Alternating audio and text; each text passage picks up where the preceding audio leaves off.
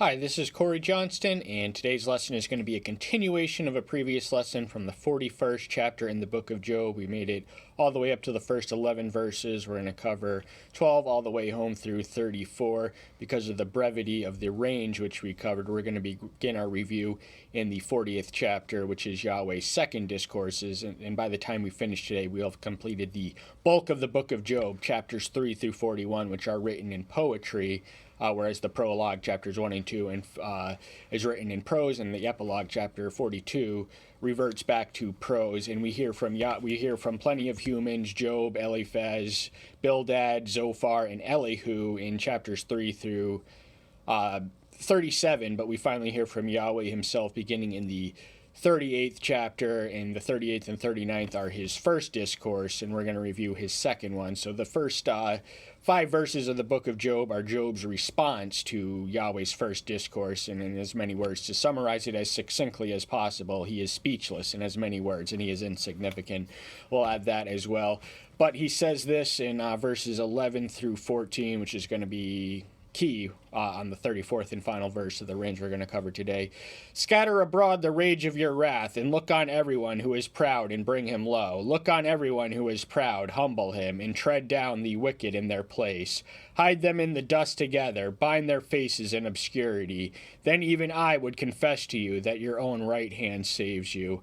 If Job or any of us could do the things which he is uniquely able to do, he alone can bring the wicked into justice. So while we walk in the earth, we have to live with the fact that the wicked often prosper at our expense, and the proud, there is nothing that can humble. Some people are so prideful that there is nothing other than the judgment at the hands of the Almighty God that can thoroughly humble them in ways that we cannot. So Yahweh is very much arguing from the vantage point of might makes right. And earlier he questions Job's questioning him of how he governs his moral universe, the moral order of his universe. But Leviathan, the creature of whom we read the most extensive extrapolation of which in the 41st chapter, he is a mythical beast of Canaanite adjacent territories.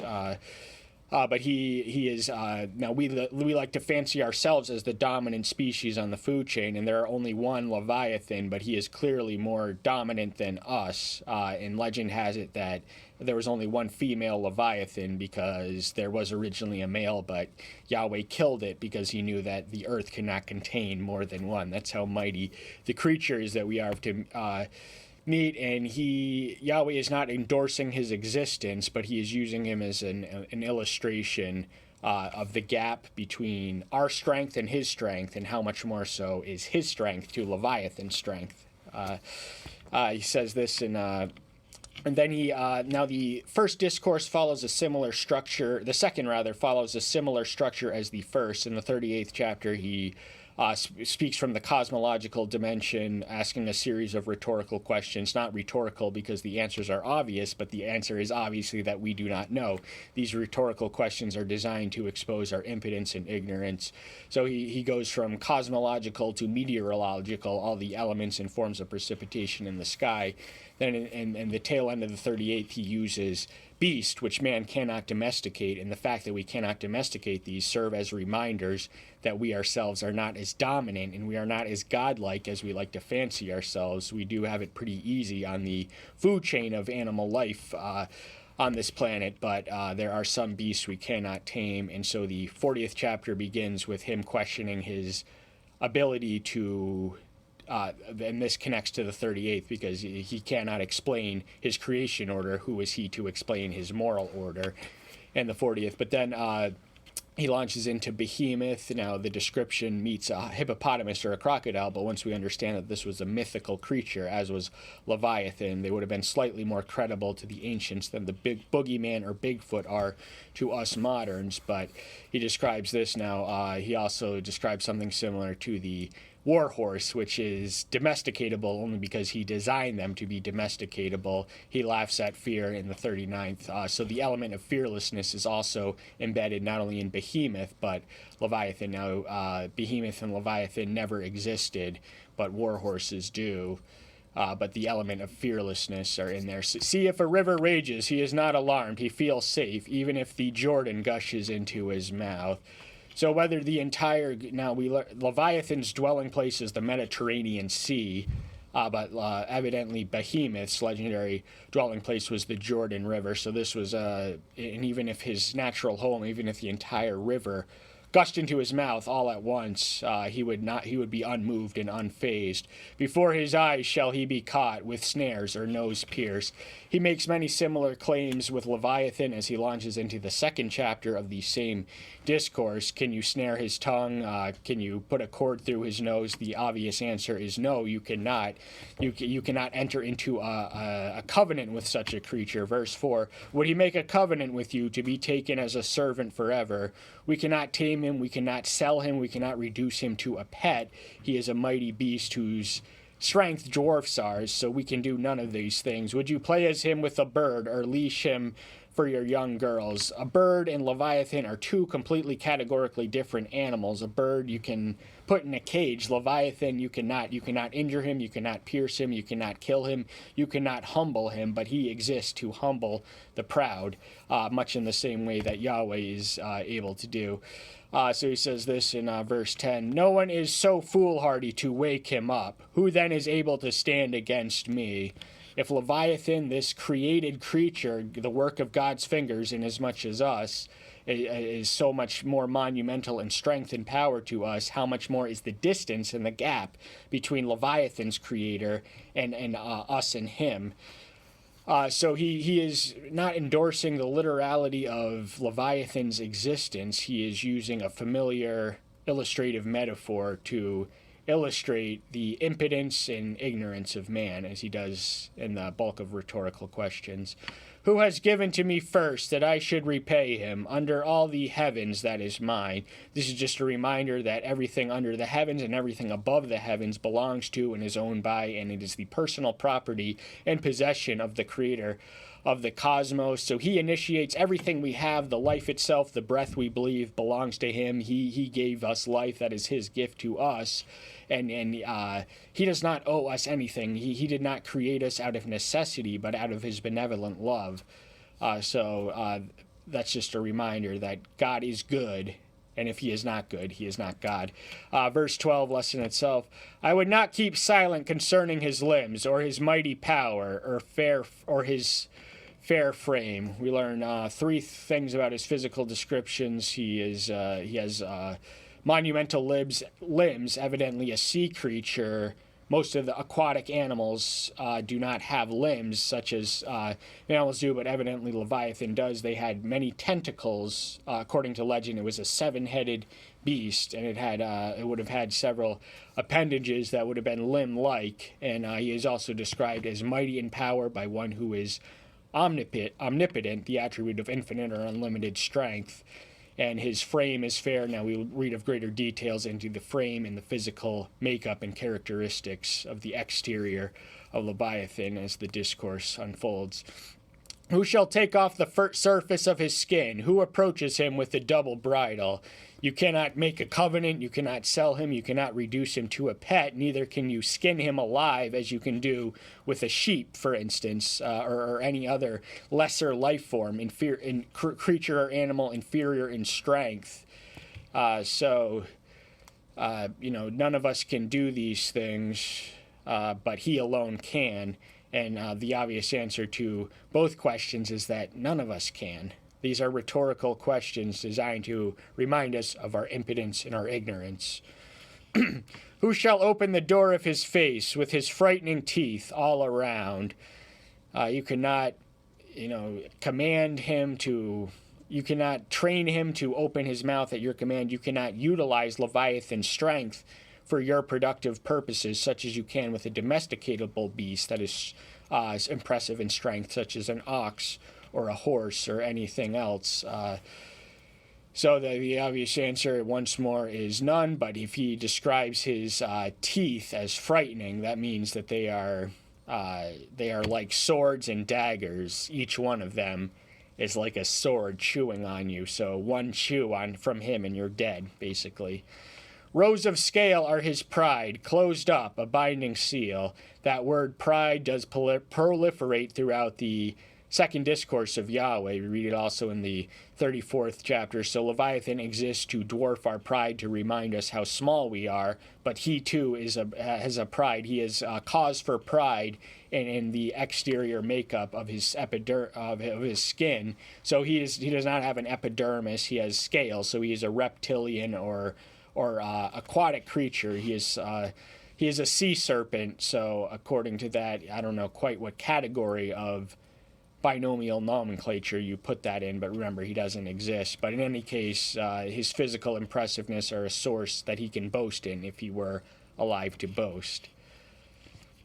One to the other, they fit closely. Not even a breath enters between them. So the scales, now in The Hobbit, there is a sky dragon, and the way that they kill it is because one of the archers, I believe his name is Bard, slings the arrow that hits him in the one weak spot when it's flying through the eye. But Leviathan does not have, any more than there is not a single hair of our head that is not numbered, does Leviathan have a single gap or anything in between there.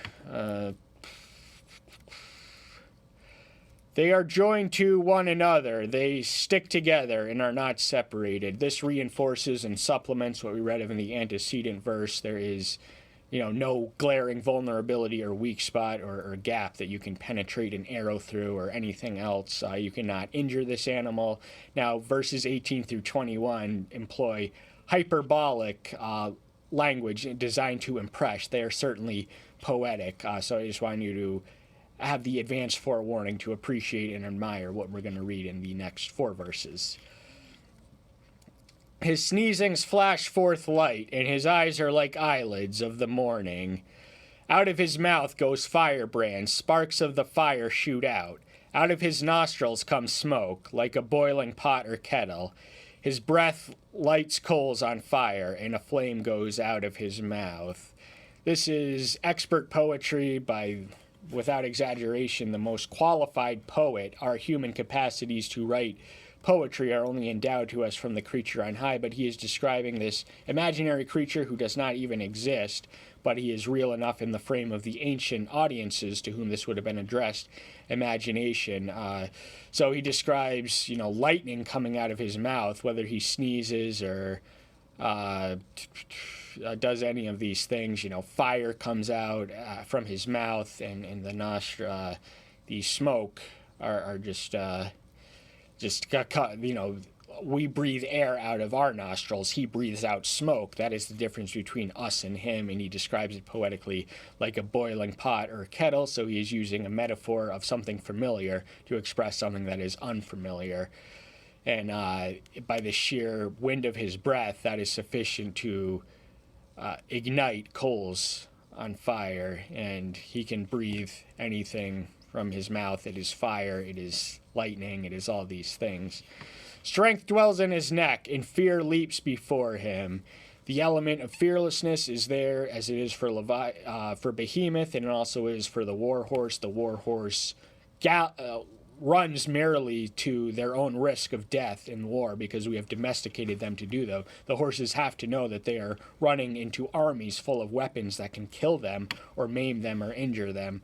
But Leviathan is so strong, as is Behemoth, that he has no cause to fear any creature, but the one thing that can cause him injury or harm is the one who created him. The folds of his flesh cling together. They are firm on him, immovable. Now his flesh is not like our flesh. Remember, he has scales rather than an epidermis. But once more, the inseparable tightness. There is no gap or deficiency or glaring defect through his scales, which protect his inner being on his exterior, because implicitly that's the way God made him. He didn't really make him, but he's describing him as such. But the element of immovable, it's just nothing you can do, nothing. But the heart is stone, can't get a whole lot of harder than that. Now our hearts are pretty pliable, physically speaking. when we speak of the pliability of hearts, we also speak of our ability to receive spiritual message. But physically pliable hearts, his heart is as stone. Our hearts, you can squish it. They're, if you ever held a human heart, it would be, something wet and not solid like stone. But his heart is different than ours. And it's as hard as the lower millstone, so he's using the metaphor of the familiar to approach the unfamiliar. Millstone is as heavy and hard. Millstones are weighty things. When he raises himself up, the mighty are afraid. Because of his crashings, they are bewildered. So even the mighty are afraid. Now, this creature is fearless, but the mighty ones, there are plenty of beasts of impressive, whales and sharks and all these things that inhabit the same Mediterranean homeland that Leviathan does. But even they are afraid of him, and they know he is present when he comes. So when he rises himself above the water, he is a sea serpent. He is capable of breathing above water. He can't fly, but he can terrorize ships and people on those ships if they are above water. His power is not limited to that which is below the water, but he can also extend his head into the air and breathe. No sword that reaches him prevails, spear, dart, or lance. The prophet Isaiah says something similar. No weapon formed against me shall prevail. But he's speaking in a more less physical sense than is the author of Job, or Yahweh himself, rather. So if Yahweh says that no human device, now certainly a nuclear bomb, could wipe out a creature such as Leviathan, but the ancients didn't have it. They didn't even have guns. They had swords and clubs and spears. None of their weapons could, they didn't have weapons of mass destruction that could injure and kill such a creature. You put an A-bomb in Behemoth's mouth, and he blows to, Leviathan or Behemoth's mouth, and they blow to smithereens. But the swords, the spears, the darts, et al., etc., any device of war that has been conjured or invented by the hands of man cannot inflict any injury upon such a creature. He reckons iron as straw, bronze as rotten wood. What is hard to us is soft to him. Remember, he has a heart of stone, whereas our heart is soft. So by the same parallel, iron is as straw to him, bronze is as rotten wood. Straw is light, it scatters in the wind. It has no moors, no foundation.